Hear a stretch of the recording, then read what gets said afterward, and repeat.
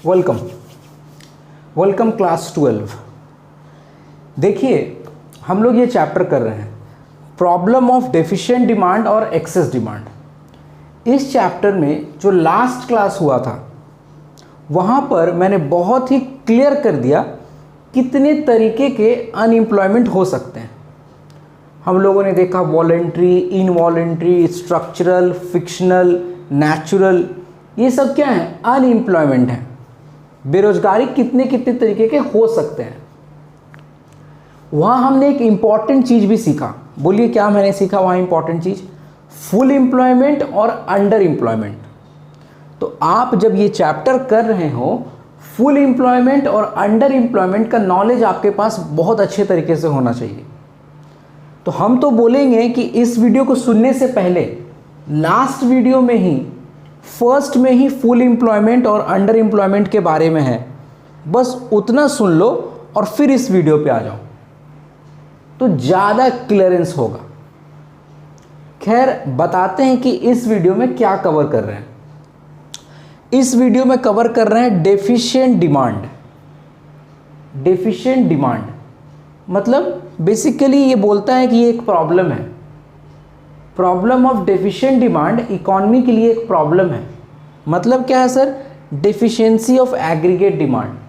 सीधी सी बात है, सप्लाई ज़्यादा है और डिमांड कम है, तो ये तो प्रॉब्लम है ही सर। इसी को तो मंदी का दौर बोलते हैं।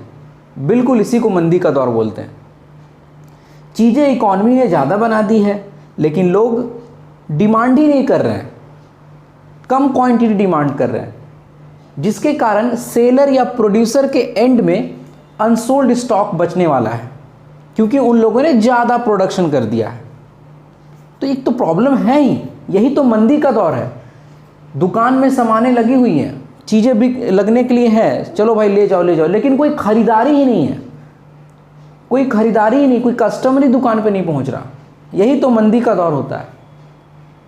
तो हाँ जी, डेफिशिएंट डिमांड प्रॉब्लम तो है सर। मंदी का दौर है, चीज़ें बन गई है, ज़्यादा खरीदने वाले लोग हैं कम।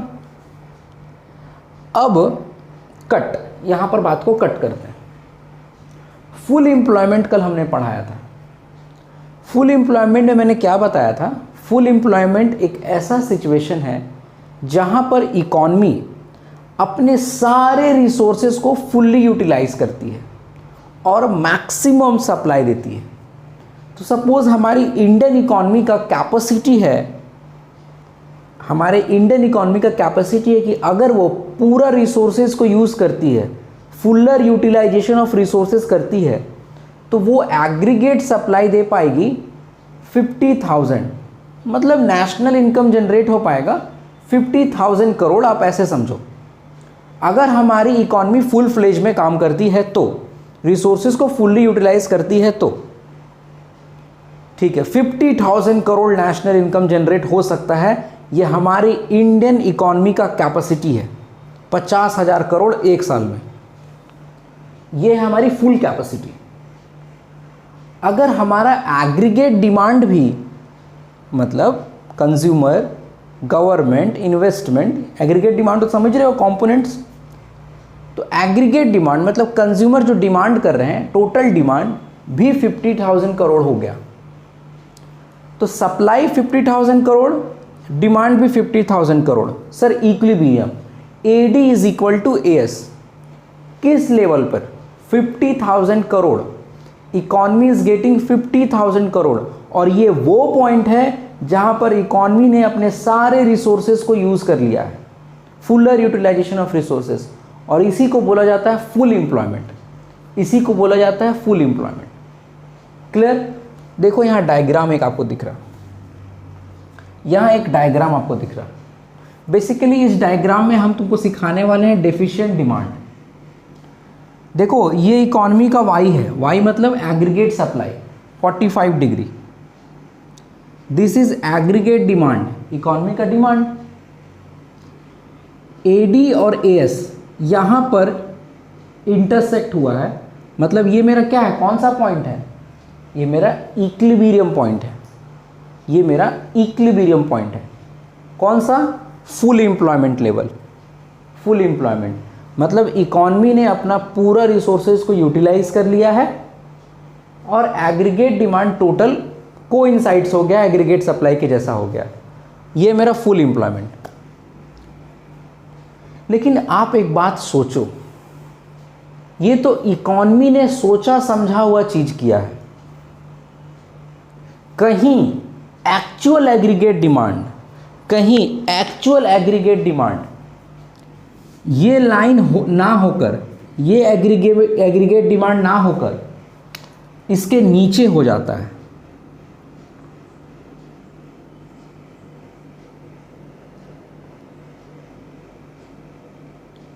Actual aggregate demand. इकॉनमी तो सोची थी कि फुल एम्प्लॉयमेंट यहां पर होगा, मतलब नेशनल इनकम ये होगा।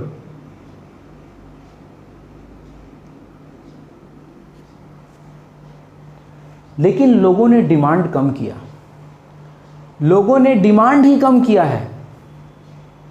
इकॉनमी सप्लाई दे चुकी है सारा रिसोर्सेज को यूज करके, लेकिन लोगों ने डिमांड ही कम किया है। तो एग्रीगेट डिमांड क्या है? इससे नीचे है, लोअर है। तो देखो कहीं एडीएस और कहीं टक्कर हुआ है क्या? इस लाइन को देखो। हाँ सर, देखिए यहां पर एडीएस एक बार फिर जो है टक्कर हो गया। मतलब इकॉनमी सप्लाई ज़्यादा की, लेकिन लोग क्या किए? डिमांड कम किए। नेशनल इनकम कम होगा सर, ऑब्वियस सी बात है, नेशनल इनकम कम होगा। ये कौन सा इक्विलिब्रियम है? ये कौन सा इक्विलिब्रियम है? Under employment, under employment equilibrium है ये। इसी को बोला जाता है under employment equilibrium. AD is equal to AS तो है, लेकिन क्या है? अंडर एम्प्लॉयमेंट है। इकॉनमी ज़्यादा सप्लाई दे दी है, लेकिन एग्रीगेट डिमांड कम है। Aggregate demand, actual aggregate demand कम हुआ, लोगों ने कम डिमांड किया, चीज़ें बन गई हैं ज़्यादा और खरीदने वाले लोग हैं कम। तो मेरा एडीएस मतलब जो इक्विलिब्रियम पॉइंट है थोड़ा सा कम इनकम दे रहा। जितना इकॉनमी सोची थी उतना नहीं, 30,000 करोड़। इकॉनमी तो 50,000 करोड़ का सोची थी, फुलर यूटिलाइजेशन करेगी तो इकॉनमी ने फुलर यूटिलाइजेशन किया, रिसोर्सेज का पूरा यूटिलाइज करके गुड्स प्रोड्यूस बना दिया। गुड्स सर्विसेज जितना भी करना था प्रोड्यूस कर दिया, सप्लाई कर दिया। लेकिन लोगों ने डिमांड ही कम किया, लोगों ने 30,000 करोड़ का ही डिमांड किया। तो क्या हो गया? 30,000 करोड़ पे ही सप्लाई हुआ, फिर भी तो 20,000 करोड़ बच गया बिकने के लिए बाकी। वो क्या है? अनसोल्ड स्टॉक बच गया। तो इक्विलिब्रियम यहां पर स्ट्रक हो गया। This is under employment. Economy के पास कैपेसिटी तो है, लेकिन पहले ही इक्विलिब्रियम स्ट्रक हो जा रहा है क्योंकि लोगों ने डिमांड ही कम किया है। तो इकॉनमी का 30,000 करोड़ इनकम होगा। देखो ये गैप को हम लोग बोलते हैं डेफिशिएंट डिमांड। डेफिशिएंट डिमांड, इस गैप को बोला जाता है डेफिशिएंट डिमांड। सीधी सी बात है, छोटे शब्दों में समझो तो सप्लाई ज़्यादा है और डिमांड कम है। जिनको छोटे शब्दों में समझना है वो ऐसे समझ सकते हैं, मंदी का दौर की बात कर रहे हैं सर आप। जिनको छोटे शब्दों में समझना है, सर आप मंदी का दौर की बात कर रहे हैं, सप्लाई ज़्यादा है लेकिन डिमांड कम है, मंदी है।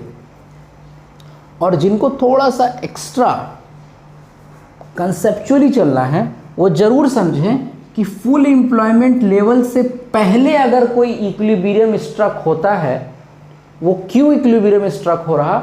क्योंकि इकॉनमी की कैपेसिटी तो है ज़्यादा, लेकिन लोगों ने डिमांड ही कम किया है। तो क्यों भाई इकॉनमी उतना पे इक्विलिब्रियम रखे? उसका इक्विलिब्रियम तो पहले ही बन जाएगा। दो economy has the capacity to reach here, but aggregate demand कम हुआ, इसीलिए इनकम भी कंट्री को कम हुआ। मंदी का दौर। ठीक है, ये एक बात क्लियर हो गई। डेफिशिएंट डिमांड क्या होता है? डेफिशिएंट डिमांड क्लियर है। हाँ सर, सप्लाई ज़्यादा डिमांड कम, मंदी का दौर। डायग्राम भी आपने देख लिया। क्या यहाँ पे मैंने लिख के रखा है causes of deficient aggregate demand, क्या कारण है कि एग्रीगेट डिमांड कम होता है।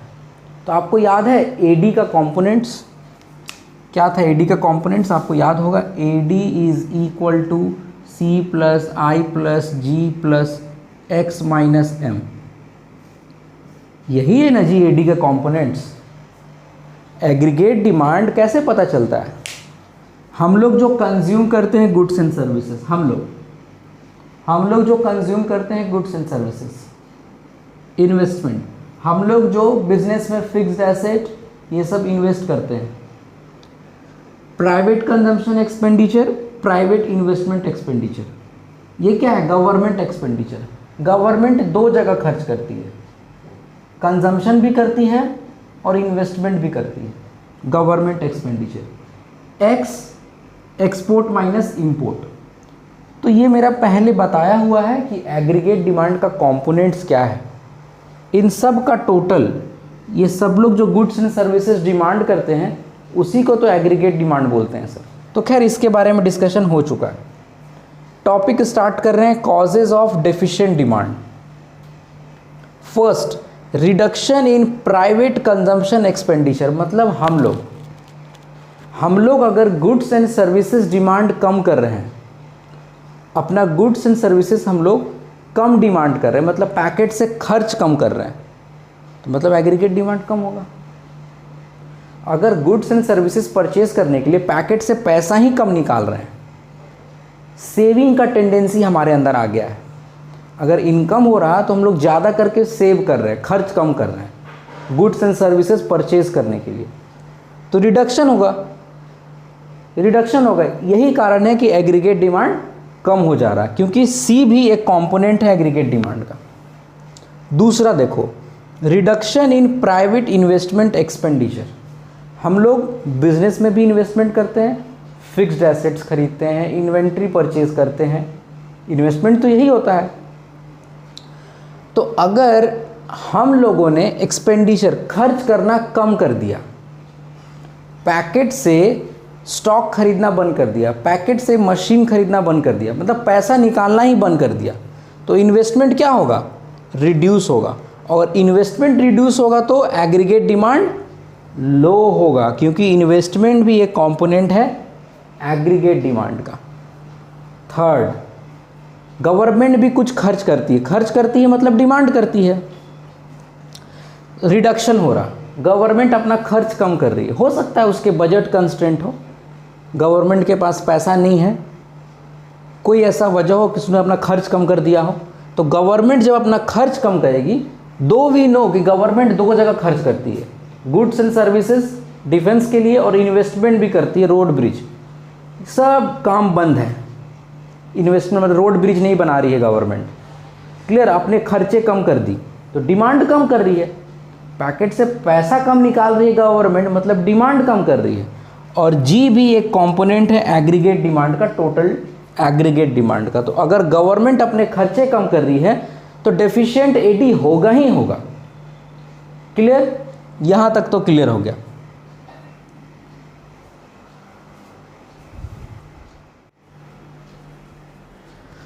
चलिए, तो हमने ये देख लिया, ये देख लिया, ये देख लिया, सी आई और जी, ये दोनों क्या हो रहे हैं, घट रहे हैं, दोनों कम होंगे तो एग्रीगेट डिमांड भी कम होगा। यहां क्या लिखा हुआ है, रिडक्शन इन एक्सपोर्ट्स।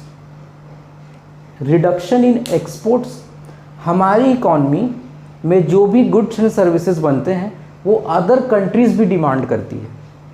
तो अगर अदर कंट्रीज डिमांड ना करे किसी कारण, हो सकता है हम बहुत ज़्यादा एक्सपोर्ट करते हैं यूएसए को, लेकिन यूएसए से कुछ हालात हमारे ख़राब हो गए तो यूएसए के साथ हमारी दुश्मनी हो गई, तो यूएसए हमारे यहाँ सामान खरीदेगी नहीं खरीदेगी, तो अल्टीमेट क्या होगा, रिडक्शन इन एक्सपोर्ट होगा, हमारी कंट्री से सामान वहाँ जाएंगे ही नहीं, मतलब वो लोग डिमांड नहीं कर रहे हैं, मतलब रिडक्शन इन एक्सपोर्ट होगा। ये भी हमारे एग्रीगेट डिमांड को कम कर देता है। क्लियर, उसके बाद क्या लिखा हुआ है, इंक्रीज इन इंपोर्ट्स। इंपोर्ट्स मतलब जो चीज़ें हम लोग बाहर से खरीदते हैं, अदर कंट्रीज से इंडिया में आती हैं, उसको हम लोग बोलते हैं इंपोर्ट्स, जो भी गुड्स। तो अगर हम लोग बाहर कंट्रीज से ज़्यादा इंपोर्ट्स करने लगते हैं, गुड्स ज़्यादा खरीदने लगते हैं, क्लियर। तो अगर हम बाहर से गुड्स मंगा रहे हैं इंडिया में, तो इंडिया का जो मार्केट है, जो यहाँ के डोमेस्टिकली प्रोड्यूस्ड गुड्स हैं, उनका डिमांड क्या होगा, कम होगा। क्योंकि लोगों को तो फॉरेन गुड्स मिल ही जा रहा है, लोगों को फॉरेन गुड्स मिल ही जा रहा है। तो फॉरेन गुड्स अगर मिल रहा तो उससे हमारा नेशनल इनकम थोड़ी बढ़ेगा। हमारा डोमेस्टिकली प्रोड्यूस्ड गुड्स अगर लोग डिमांड करेंगे तब ना हमारा नेशनल इनकम बढ़ेगा कंट्री का। तो जब सारा कुछ इंपोर्ट ही कर लोगे, बाहर कंट्री से मंगा लोगे, तो हमारे यहाँ की जो चीज़ें वो बिकेंगी कैसे।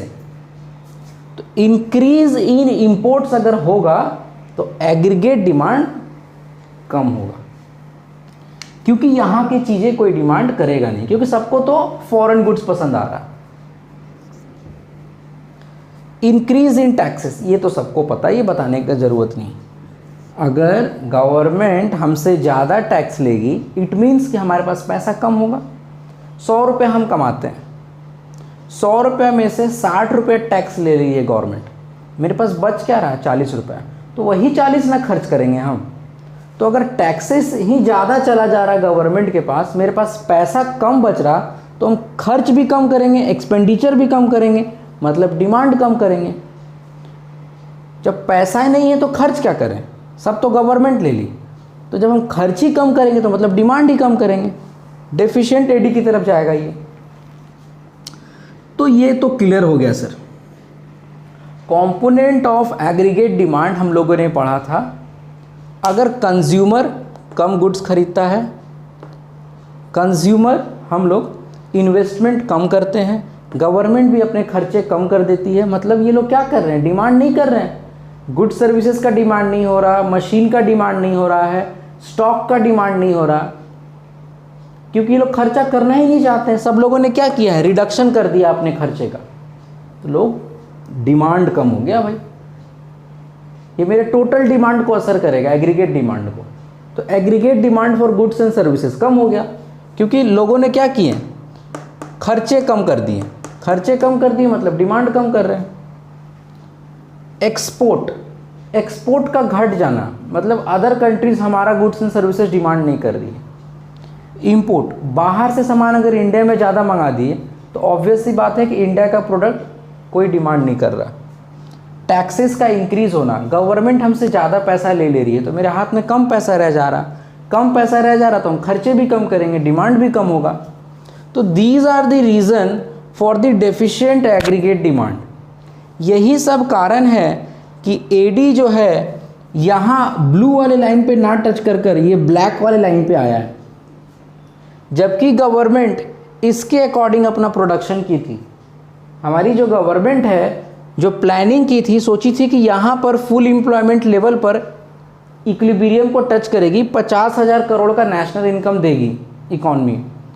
लेकिन सिचुएशन कुछ और ही हुआ, लोगों ने डिमांड ही कम किया, तो मेरा एग्रीगेट डिमांड नीचे, देखो इस लाइन पे ना आकर नीचे आया, तो इक्विलिब्रियम यहाँ ना बनकर यहाँ ही बन गया, तो हमारा नेशनल इनकम कम हो गया।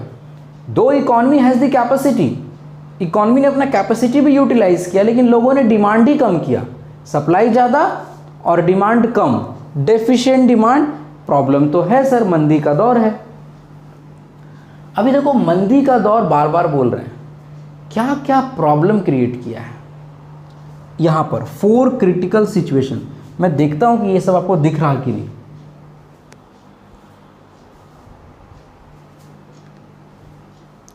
चलिए 4 क्रिटिकल सिचुएशन दिख रहा, ये क्या है सर।